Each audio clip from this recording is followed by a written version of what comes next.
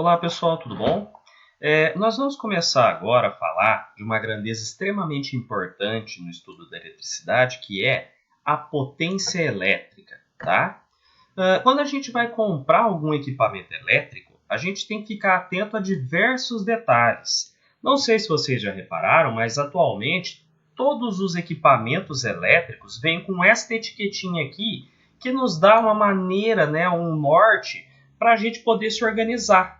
Então, a gente olhando nessa etiquetinha, eu vejo o quanto que o equipamento é mais ou menos eficiente, tá? Então, a gente tem uma escala, os equipamentos que estão no verdinho aqui no A são os mais eficientes, ou seja, aqueles que não são tão gastões, por assim dizer, né?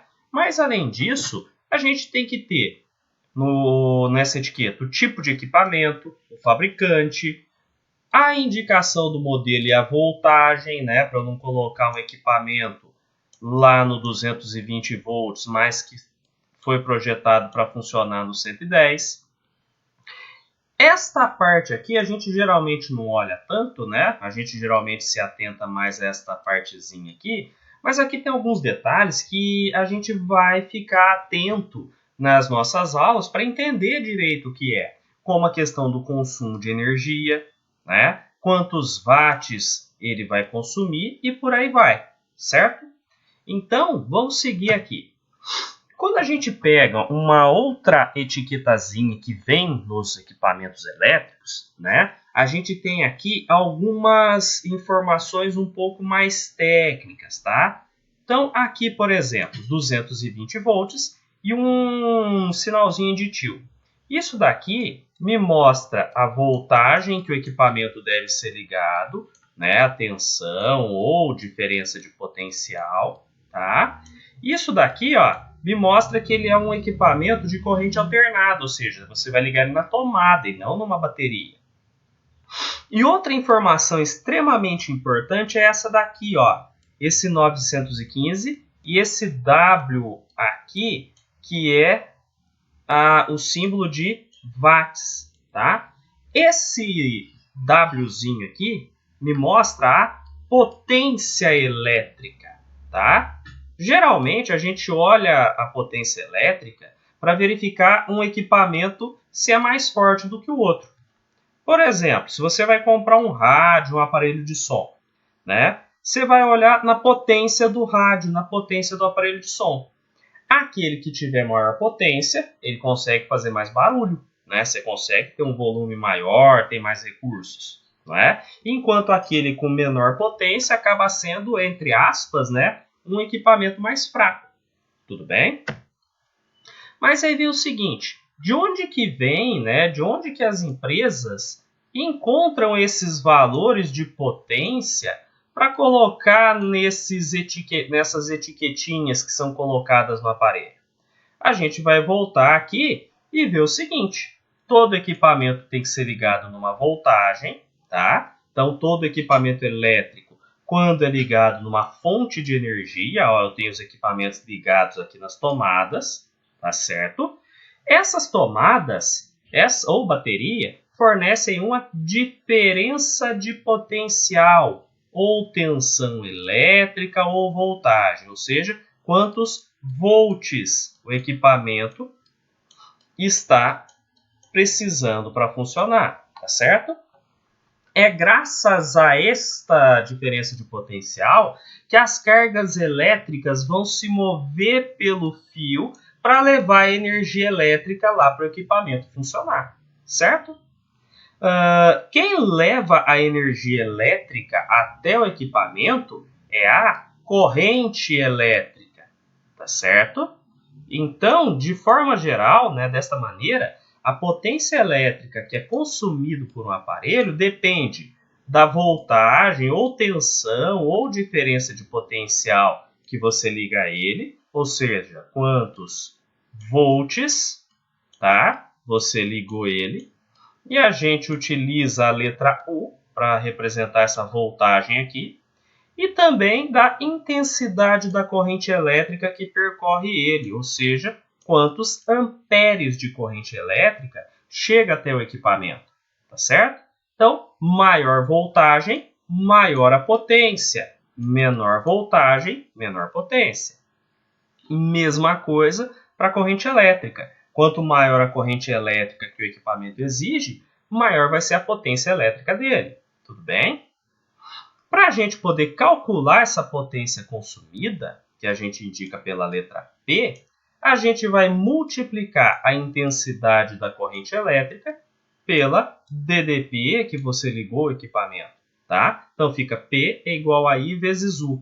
A gente costuma brincar e chamar essa fórmula aqui do π, né? Então, potência é π, tá? Lá no sistema internacional, as unidades de medida que nós utilizamos são o U, que é a minha voltagem, ou DDP, ou tensão elétrica, é medido em volts. A gente já viu que isso aqui é um V maiúsculo, né? Em homenagem ao Alessandro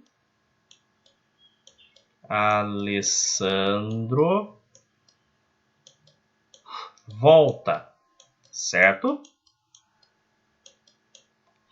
A corrente elétrica é medida em amperes, cujo símbolo é o A maiúsculo, em homenagem ao André Marie Ampère, tá? Que não é esse cidadão da foto aqui.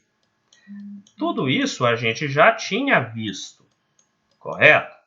A novidade é a unidade de potência elétrica, que é o watt, certo? Ou watts, se você quiser falar em inglês bonitinho, representado pela letra W maiúscula, que é uma homenagem a este cidadão aqui, o James Watt, que foi um matemático e engenheiro britânico, né, em inglês, que viveu de 1736 a 1819, tá certo? Além da gente trabalhar com a potência elétrica utilizada por um equipamento qualquer, né, algo bastante importante é trabalhar com a potência elétrica de um resistor. Tá? Essa fórmula do π, deixa eu colocar ela aqui, ela está relacionada com qualquer equipamento elétrico. Tá? Então, para qualquer equipamento elétrico, a gente calcula a potência que ele consome por essa formulazinha aqui. Tá certo? Entretanto, a gente pode calcular a potência de maneira específica no resistor. Lembra quando a gente começou a falar de resistor, que foi comentado que ele é um dos equipamentos mais importantes da rede elétrica, né? Um dos que mais são pedidos em exercícios e por aí vai, né? Por quê? Porque ele tem várias finalidades no circuito. Por exemplo, o que fazer para ligar uma lâmpada de tensão menor do que a da rede sem queimá-la? Então vamos supor que eu tenho aqui uma lâmpada de 6 volts e eu tenho apenas uma bateria de 9 volts para ligar essa lâmpada. Como eu tenho uma voltagem maior do que aquela que a lâmpada suporta, a lâmpada vai queimar. Então a gente tem que dar um jeito de fazer os 3 volts que estão em excesso irem para algum lugar. A saída é fazer a corrente elétrica que está sendo fornecida pela bateria transformar uma parte da energia que está em excesso e que faria a lâmpada queimar em calor. Quando a gente transforma energia em calor, a gente fala que essa energia está sendo dissipada. Tá? Para que é feito isso? Né? Para que a gente vai, entre aspas, jogar fora a energia? Para o resto da energia que não foi dissipado ser o suficiente para a lâmpada funcionar nos seus valores nominais, né? O que são os valores nominais, pessoal? O valor nominal é o valor que o fabricante indica que a lâmpada vai funcionar, no caso, os 6 volts, tá? Ah, mas como eu faço isso? Eu vou lá na bateria e ligo no circuito, antes de chegar na lâmpada, um resistorzinho, certo? O que esse resistorzinho faz? Se eu tenho aqui a bateria de 9 volts e a lâmpada de 6 volts, esse resistor aqui vai pegar para ele 3 volts. E o excesso de energia elétrica, né? O excesso de energia que iria fazer com que esta lâmpada queimasse é dissipada, tá certo? o resistor pega essa energia elétrica em excesso que faria a lâmpada queimar e, de propósito, transforma em energia térmica. Melhora um pequeno aquecimento do resistor do que a queima da lâmpada, tá?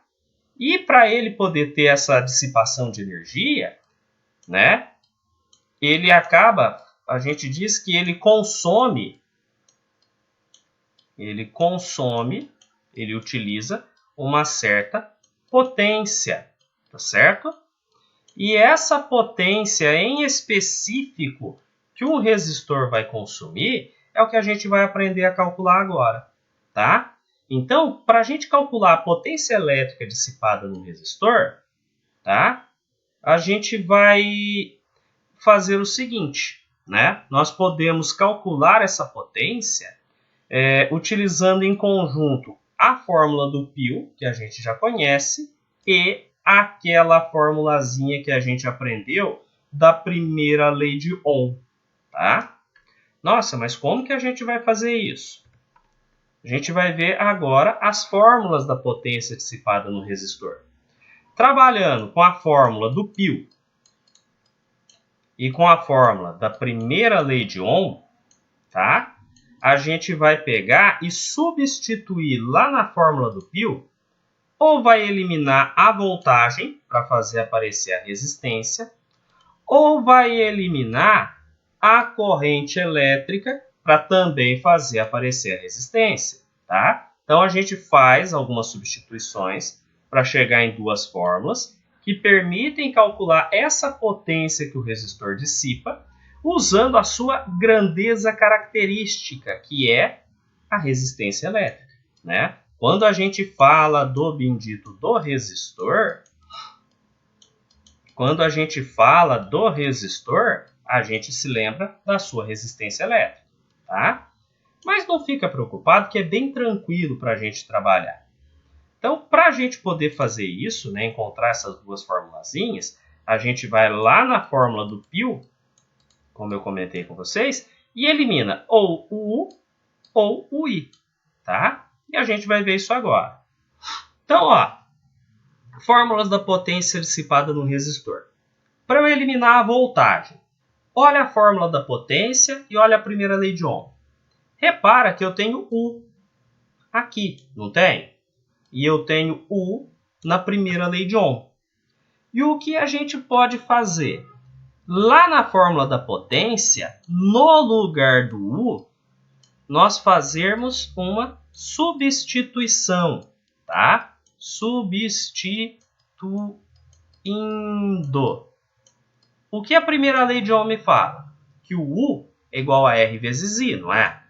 Então, lá na fórmula da potência,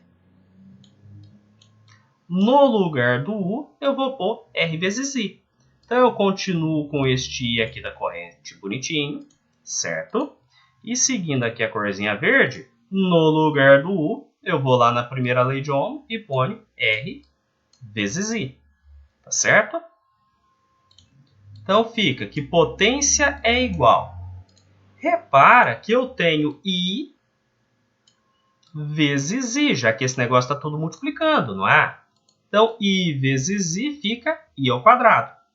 E o R, que eu só tenho um dele, fica só R. Então, fazendo a substituição, nós chegamos na nossa primeira formulazinha, que me fala que potência gasta, né, dissipada no resistor, é igual a resistência vezes o quadrado da corrente elétrica. A gente brinca que é a fórmula da π quadrada, tá? Então, a fórmula da π quadrada, tá bom? E eu posso pegar também e eliminar a corrente elétrica, tá? O que eu vou fazer aqui agora? Eu tenho I aqui na fórmula da potência, não é? E eu tenho I aqui na primeira lei de Ohm. Mas, se eu quero fazer uma substituição, eu tenho que isolar esta corrente. Como que eu faço para isolar esta corrente? Eu olho que o R está multiplicando o I. Então, eu posso mandar esse R dividindo. Então, o I vai ficar U, que estava quietinho, sobre R. Então, olha só o que eu tenho. I e I. Então, eu posso pegar e fazer novamente uma substituição, tá? Como que vai ficar a minha substituição? Eu vou lá na fórmula da potência, P é igual, e lá no lugar do I, eu venho e substituo ele por U sobre R, que é o que a gente encontrou isolando o I lá na fórmula da primeira lei de Ohm. Então, fica U sobre R, certo? Ó, no lugar do I eu pus U sobre R. E aí eu lembro que aqui no final eu tenho outro U, correto? O que eu vou perceber? Que eu tenho em cima U vezes U. E aqui embaixo eu tenho um denominador 1 para fazer fraçãozinha, não é? Então, a fórmula da potência, quando eu tenho a voltagem, vai ficar U vezes U, que é U elevado ao quadrado, sobre R vezes 1, R, tá? Então, aqui eu tenho uma outra formulazinha para calcular a potência dissipada no resistor. Repara, pessoal, que nas duas fórmulas que a gente obteve, quem está aparecendo aqui, ó, é o R. Ou seja, eu coloquei a resistência lá na fórmula da potência, já que é a resistência que caracteriza um resistor. Na fórmula da π quadrada, eu coloquei o I, né? A gente apareceu com o I quadrado. E na segunda fórmula, que a gente pode chamar de fórmula do por, né? Do por quadrado, apareceu a voltagem. Ou seja, a gente fez aparecer as duas grandezas que estão aqui, ó, na primeira lei de Ohm. Tá bom? Então, só fazendo um resuminho bem breve, pessoal, quando a gente vai falar de potência, de maneira geral, né? De maneira geral, a gente usa a fórmula do π, tá certo? Quando a gente fala de resistor, pode acontecer duas coisas, né? De um jeito ou de outro, a resistência vai aparecer e eu posso ter a corrente. Então, eu uso a fórmula do π. Ou eu vou ter, de um jeito ou de outro, a resistência, né? Porque eu estou falando de resistor, e ter a voltagem, certo? Na hora que a gente for resolver exercício, que vai ficar no próximo vídeo, a gente vai ver como que faz. Mas basicamente é tirar os dados, ok? E olhar onde que esses dados se encaixam, tá certo? Então, por enquanto é isso daqui. Bons estudos a todos, pessoal!